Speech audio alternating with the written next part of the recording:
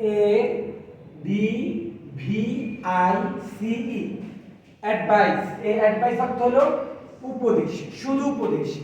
A D V I S E, এই advice শব্দের অর্থ হলো উপদেশ দেওয়া। একটা হলো উপদেশ আর আরেকটা হলো উপদেশ দেওয়া, দুটোর মধ্যে কিন্তু পার্থক্য রয়েছে। কি পার্থক্য রয়েছে আমরা একটু পরে আলোচনা করছি।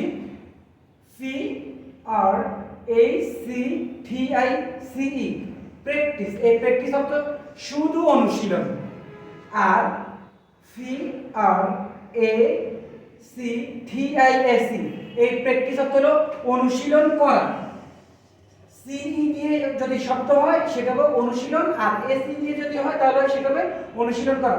এখানে উপদেশ হলো বিশেষ্য আর উপদেশ দেওয়া হলো ক্রিয়া, অর্থাৎ উপদেশ হলো নাউন আর উপদেশ দেওয়া সেটা হলো ভার্ব।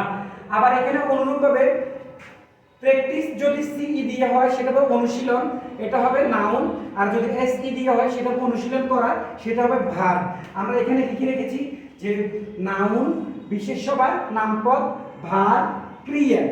এই যে A D V I C E, এটা হলো নাউন। আবার P R A C T I C E, এটা হলো, এটাও নাউন। প্র্যাকটিস, এই সি শব্দের শেষে যদি সিই থাকে বা আইসিই থাকে সেটা হবে নাউন বা বিশেষ্য। আর শব্দের শেষে যদি আইএসই অথবা এসই থাকে তাহলে সেটা হবে ভার্ব বা ক্রিয়া। এই এই অ্যাডভাইস হলো নাউন আর এই অ্যাডভাইস হলো ভার্ব। এই প্র্যাকটিস হলো নাউন, এই প্র্যাকটিস হলো ভার্ব। আশা করি বুঝতে পেরেছেন কোনগুলো নাউন এবং কোনগুলো ভার্ব। নাউন এবং ভার্বের পার্থক্য আমরা বোঝাতে চেষ্টা করেছি।